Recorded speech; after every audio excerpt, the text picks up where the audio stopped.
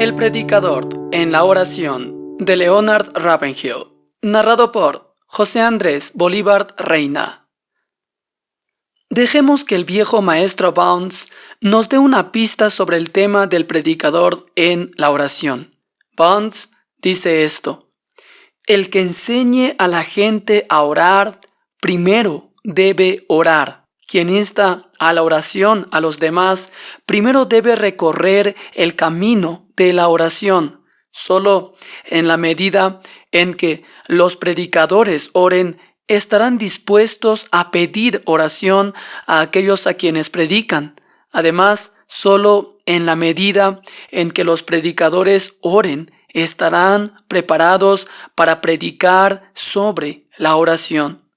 Ahora, si ese razonamiento es cierto, sería legítimo llegar a la conclusión de que la razón por la que hay tan poca predicación sobre la oración en estos tiempos modernos es que los predicadores no son hombres de oración. Puede debatir con este maestro en Israel si lo desea, pero por mi parte digo amén a esa rotunda acusación. El predicador debe orar.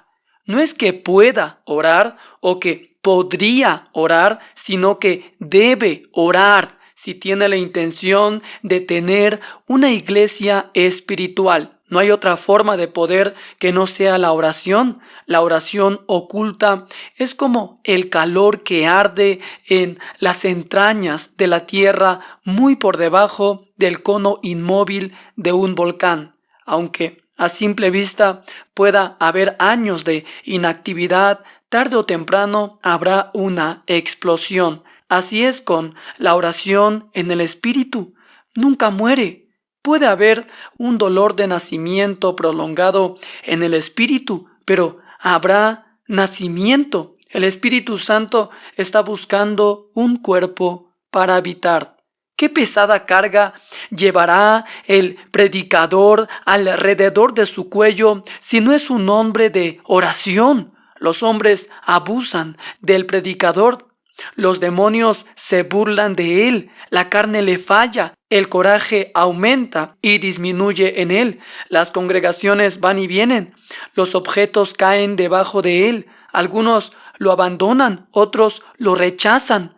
¿Cómo puede un simple mortal tomarlo todo si no es un hombre de oración? Además, cuando un ministro tiene que retirarse y cuando, como Juan el Bautista, tiene éxito y luego se exilia, ¿cómo puede apartarse a menos que le quede un ministerio oculto mayor que su ministerio público anterior? Una actriz eminente declaró una vez que nunca quiso la belleza de otra gran actriz porque dijo, nunca podría tomarla cuando la belleza comenzó a desvanecerse. Esto es seguro y ten en cuenta, un predicador que ora nunca tiene envidia de otro hombre cuya maestría en el púlpito es superior a la suya. Él agradece que otro pueda explicar el camino del Señor más perfectamente y unir los oídos de una congregación a la palabra de Dios. ¿Qué escasez en la oración en cuanto a los hombres del púlpito en estos días?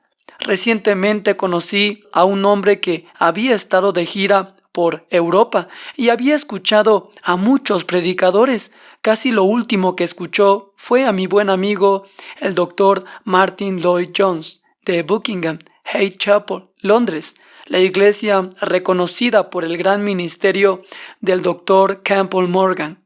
El doctor Martyn Lloyd-Jones me sorprendió, dijo mi amigo. Oró en el púlpito durante casi 15 minutos y ¿qué rango cubrió? Otro predicador cuyas oraciones no son meros vuelos de oratoria fue el doctor Joseph Parker. Muchas de estas oraciones están registradas antes de los capítulos de la Biblia de la gente, ahora impreso en los Estados Unidos como predicando a través de la Biblia. Una oración pastoral se mantiene en mente como nada más que la palabra del Señor. A menudo es una fuente de bálsamo para el alma de los oyentes En ella la quietud de la eternidad puede habitar. Todavía puedo escuchar el eco en mi corazón de la oración de hombres como Samuel Chadwick, Joseph Price, David Matthews, el Dr. Dinsdale Young de Westminster y el Dr. Luke Wiseman, y el digno ocupante del púlpito de John Wesley en City Roads, Londres. ¿Cómo podría alguno de nosotros olvidar la oración de W. E. Sangster? ¡Qué ternura! Puedo sentir algo cuando recuerdo las oraciones del doctor Martin Niemöller y de otros. Nunca olvidaré la primera vez que oré con el doctor Paul Rees. Una frase específica que usó aún persiste, fragante. Otra oración memorable que me ha quedado grabada es la de una enfermera. Se llamaba Molly McPherson. Todavía puedo escuchar esa oración después de más de una década. Estaba en el mismo hospital que otra enfermera, que ahora es mi esposa. Molly asistió a la reunión de oración a mitad de semana después de un duro día de trabajo pesado en la sala de descanso y oró de esta forma. Ella dijo: Señor, no quiero llevar las cargas que otros hacen por mí, ni las cargas que el diablo hace por mí, ni las cargas que la iglesia quiere ponerme encima, ni las cargas de mí misma, pero sí quiero llevar las cargas que tú me impones. Eso para mí es un clásico en la oración. Lo he dicho en todo el mundo y la gente me ha agradecido la oración que hizo Molly. Hay una historia sobre Rubinstein, a menudo también atribuida a otros grandes artistas. El maestro dijo: si algún día extraño mi práctica de piano, yo lo sé. Si me pierdo estos ejercicios 3 días, el mundo lo va a saber.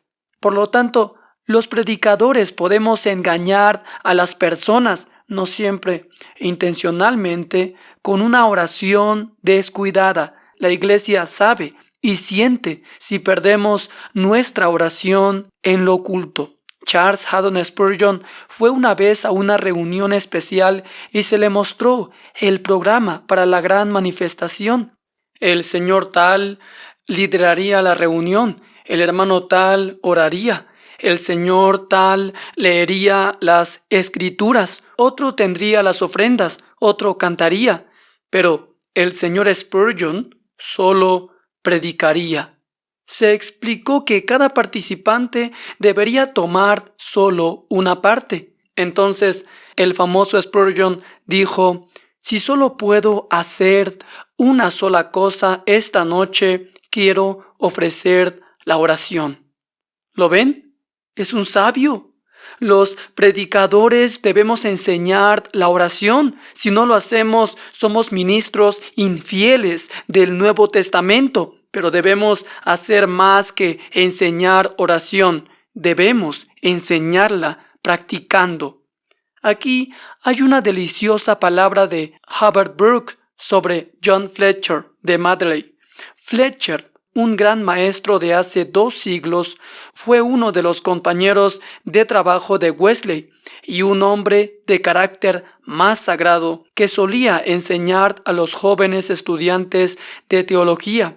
Cada vez que hablaba sobre uno de los grandes temas de la palabra de Dios, como la plenitud del Espíritu Santo de Dios o el poder y la bendición que Dios quería que su pueblo tuviera, cerraba su conferencia y decía: esa es la teoría. Ahora, aquellos que deseen la práctica vendrán a mi habitación.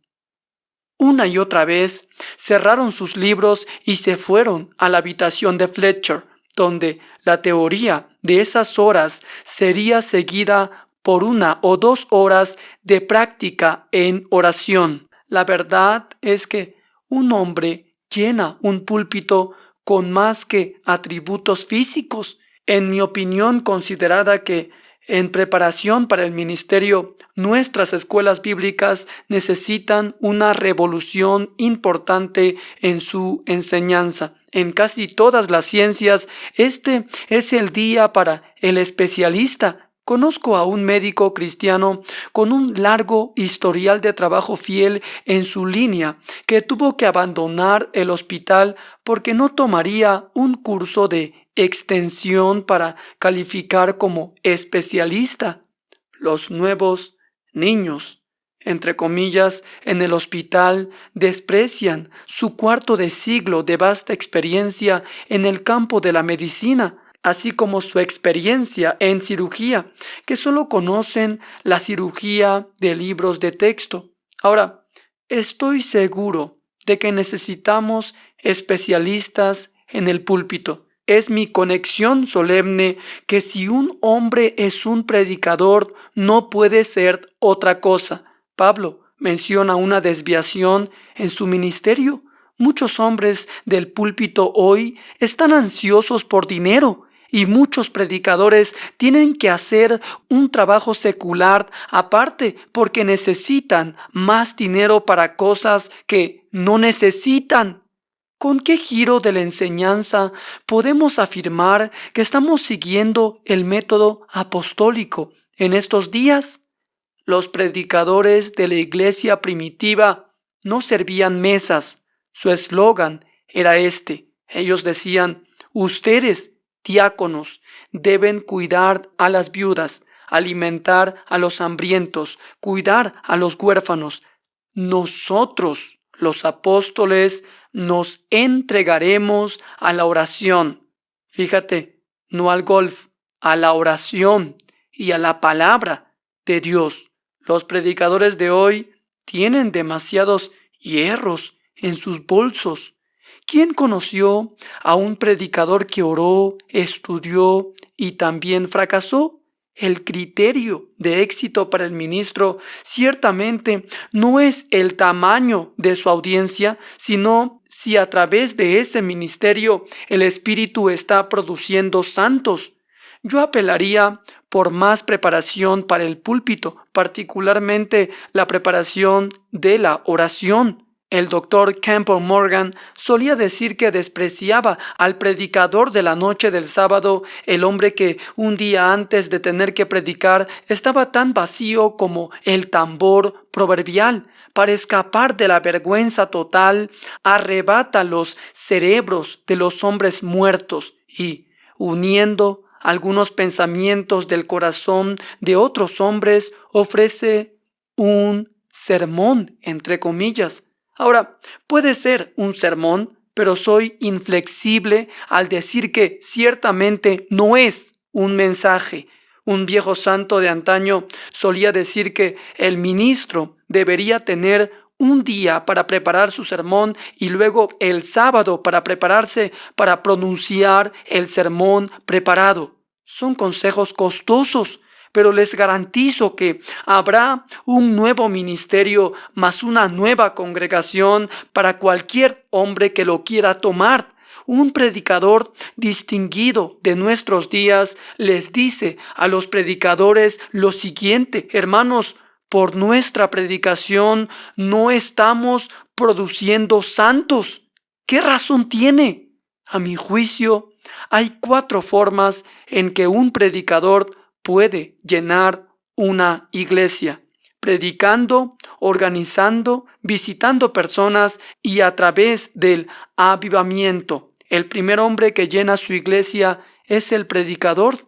Me emociono saber que el doctor Helmut Thlicke, profesor de la Universidad de Hamburgo, Alemania Occidental, reúne a 4,000 personas en su iglesia un domingo por la mañana, sin nada más para atraerlos excepto la Biblia. El domingo por la noche hay la misma cantidad y el miércoles por la noche casi otras 4,000 personas en la iglesia están para escuchar la repetición del sermón del domingo por la noche.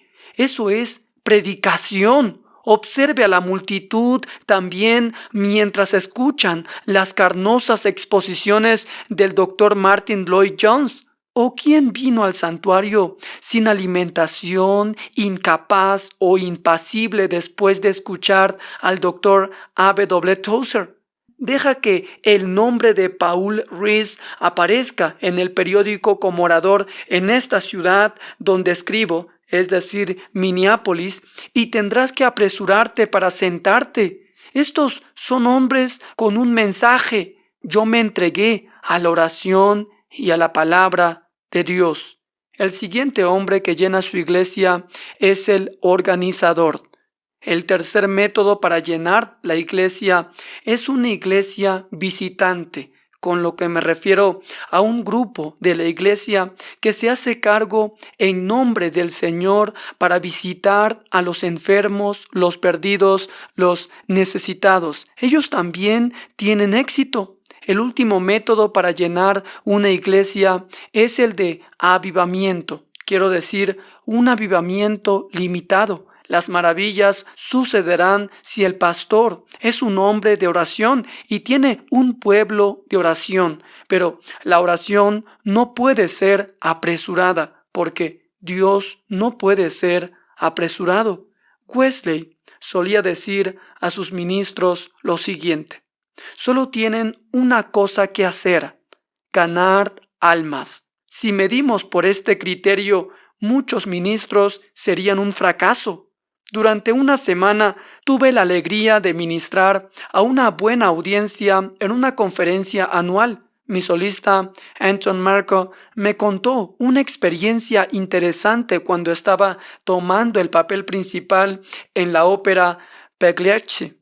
Al entrar en la gran ópera a la última hora de la tarde, Anton subió al escenario para probar las propiedades acústicas del gran salón. Luego fue al backstage para familiarizarse con su camerino. Fuera del vestidor número 1 había una luz. Pensando que podría haber un limpiador, Anton entró, pero luego se detuvo en seco. Allí, completamente vestido, con barba y apilado con pintura de grasa, estaba Giovanni Martelli, absorto en su ensayo. Anton miró y esperó, y luego se presentó como el artista líder en la sección de bajo. Anton dijo a Martinelli: ¿no sabes, Martinelli, que aún faltan 4 horas para que comience la obra? Y Martinelli dijo: sí. Entonces respondió Anton: debes haber ensayado esta pieza cientos de veces antes. Así es, dijo Martinelli, pero no puedo permitirme ni un error. Debo conocer cada movimiento hoy. No es de extrañar que Martinelli fuera un artista supremo, solo por detrás de Caruso en esta parte. Creo que es correcto decir que la unión de cantantes de ópera exige que los participantes estén en sus camerinos 1 hora y media antes de que comience la obra. ¿Qué pasaría si todos los predicadores formaran una unión e hicieran una promesa al Señor de que estarían en las oficinas de su iglesia 1 hora y media antes de cada servicio de predicación para lavar el mundo ocupado de sus corazones y obtener el toque de Dios en sus almas para la necesidad inmediata? Hermanos, ¿cuán descuidados somos en asuntos relacionados con el reino de Dios?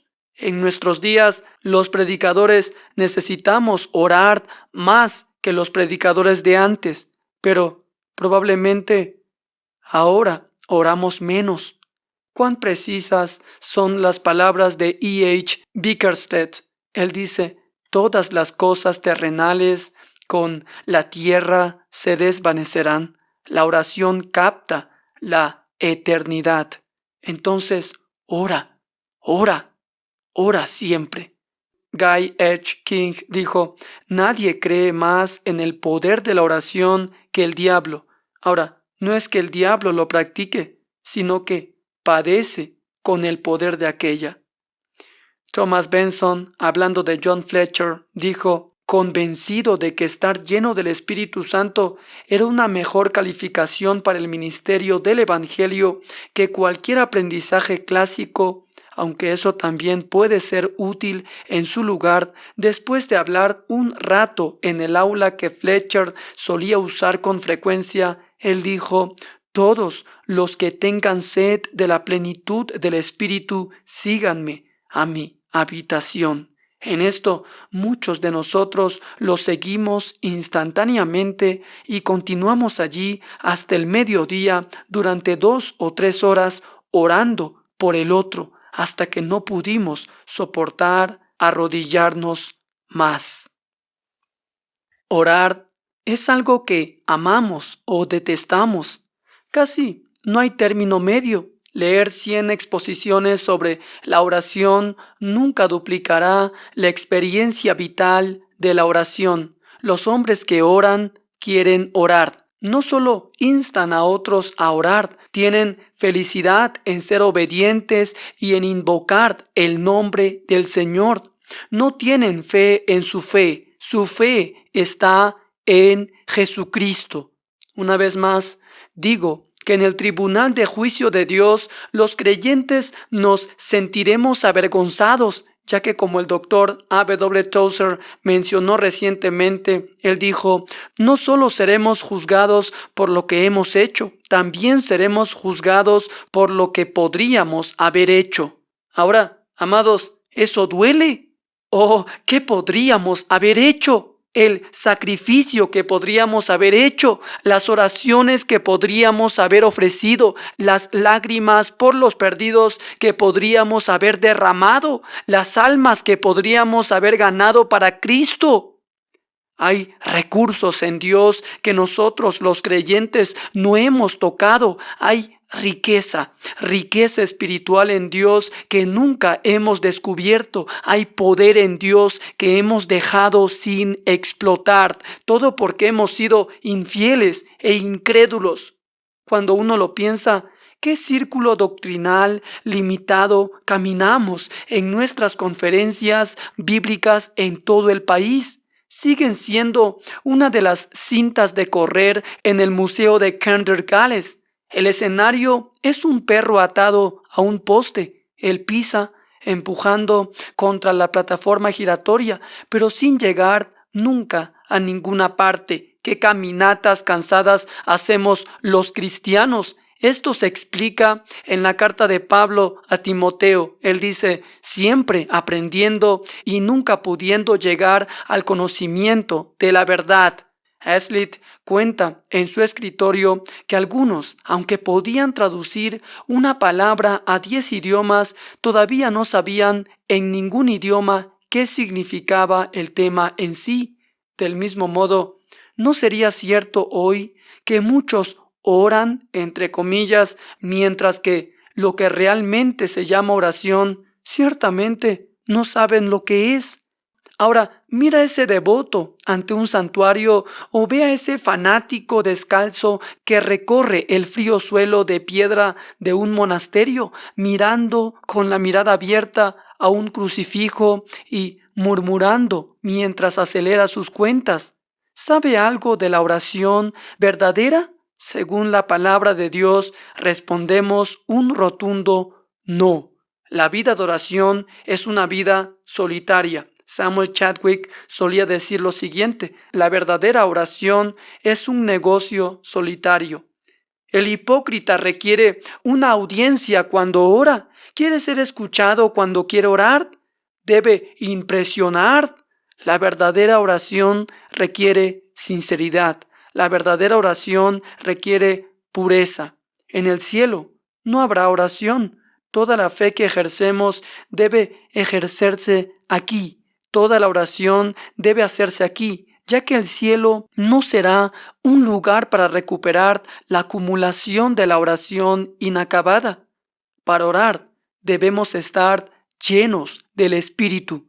Muchos ofrecen pruebas de estar llenos del Espíritu Santo. ¿Cómo varían? La primera y más importante evidencia del bautismo con el Espíritu Santo es que uno vive una vida santa. Eso es imprescindible y todo lo demás se desvanece en comparación. Inmediatamente después del bautismo de Jesús y el descenso del Espíritu sobre él en el Jordán, fue llevado por el Espíritu al desierto y allí tentado por el diablo. Pero en todos los momentos de conflicto fue sostenido por el Espíritu y regresó en el poder del Espíritu. Este hecho puede pasarse por alto si no tenemos cuidado. Nadie, sino Dios, conoce la brújula completa de lo que Jesús soportó. Creo que fue esta experiencia en el desierto que Pablo escribió más tarde. Él dijo, Jesús ofreció fuertes llantos y lágrimas. Algunos ubican este fuerte llanto en su experiencia de Getsemaní, pero siento que también cubre los 40 días en el desierto. Incluso después de esos días de tentación, el diablo buscaba destruir al Hijo de Dios, pero Jesús vivió orando. Después de venir del Jordán, oró. Antes de elegir a los 12 apóstoles, oró toda la noche. Le encantaba orar, amaba a su Padre y en oración estaba en comunión con Él. Jesús murió orando. También está escrito, nuestra comunión es con el Padre. Ahora, ¿lo crees? ¿O estás leyendo un libro sobre la comunión de otro hombre con el Padre? El Espíritu Santo llena a los hombres, no a templos hechos con las manos.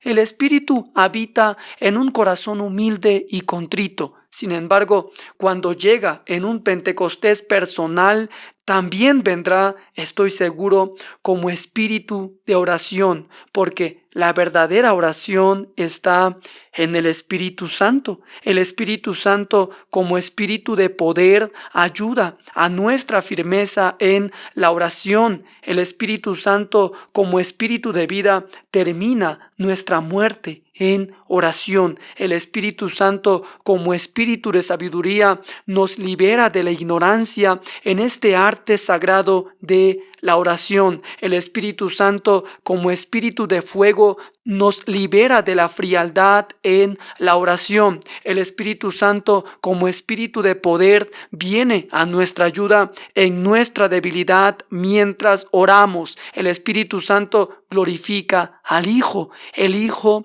glorificó al Padre. Los creyentes llenos de gloria glorifican al Padre, al Hijo y al Espíritu Santo, porque toda esa persona en la Trinidad opera para que nuestras oraciones se cumplan. Así, en la oración, el Padre concede la solicitud a través del Hijo, a quien imploramos a través del Espíritu Santo. Una pizarra de anuncios afuera de una iglesia en Inglaterra decía lo siguiente: el domingo próximo a las 6:30 de la noche, el tema del predicador será la obra inacabada de Cristo. Antes del día señalado, ese ministro estaba inundado debajo de una pila de cartas, casi todas relacionadas con su tema del domingo. Muchas cartas fueron abusivas, algunos lo acusaron de ignorancia, otros pensaron que rayaba en lo blasfemo. ¿No sabía él que la obra de Cristo había terminado? Ahora, él sí sabía. Sabía que en la tierra se terminó la obra de Cristo, al menos hasta el milenio, pero también sabía que la obra de Jesús que está en los cielos es perfeccionar las oraciones imperfectas de los mortales. Sabía que el Señor de la gloria, triunfante sobre los principados y potestades y con las llaves de la muerte y el infierno sobre su faja, siempre vive para interceder por nosotros. Siempre vive. No existe la más mínima posibilidad de que Él quiera, de su propia elección, abdicar su poderoso trono. No hay posibilidad de que deba renunciar porque alguien mayor que él tome el control. Su trono no puede ser usurpado. Él ha vencido la agudeza de la muerte y ha abierto el reino de los cielos a todos los creyentes. Él quiere que seamos ricos en gracia, ricos en poder. El camino a todo esto es a través de la oración. La mayoría de nosotros cree que Cristo vivió, que tuvo una vida increíble, mostrando el poder sobre toda fuerza del enemigo y que viene otra vez. Pero estamos perdiendo mucho porque hemos olvidado que en este momento Cristo tiene el anhelo de compartir su poder con su pueblo. Cristo dijo: les he dado potestad sobre el poder del enemigo.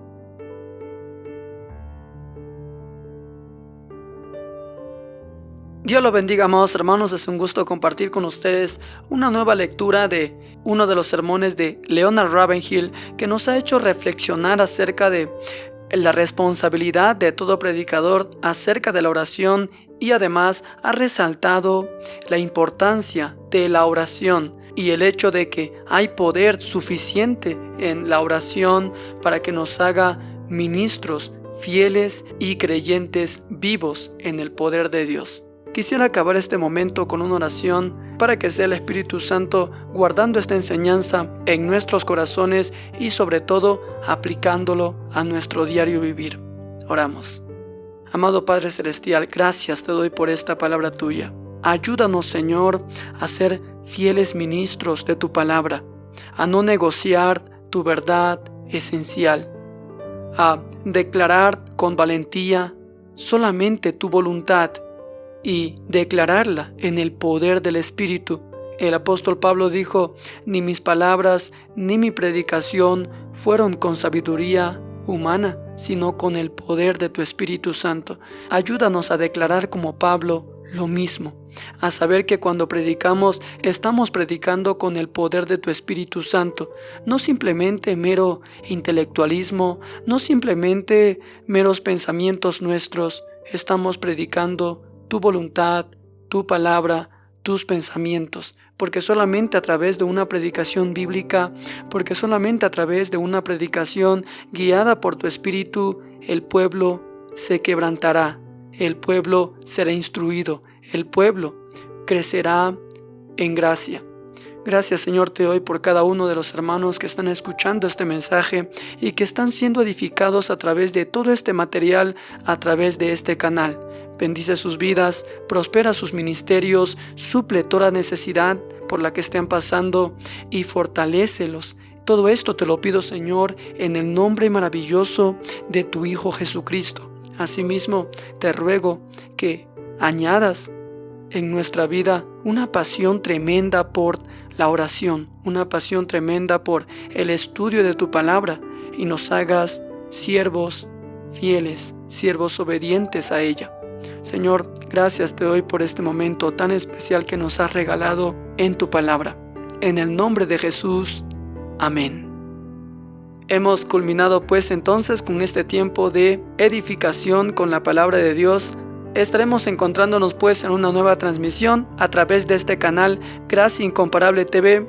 Un fuerte abrazo y, como siempre, mi agradecimiento a todos ustedes que contribuyen a este canal con sus comentarios, con sus me gusta y sus suscripciones. Han hecho que 24,000 creyentes estén siendo edificados con la palabra de Dios. Y es una bendición para mí, es un gozo para mí que este canal sea de mucha ayuda para muchas personas.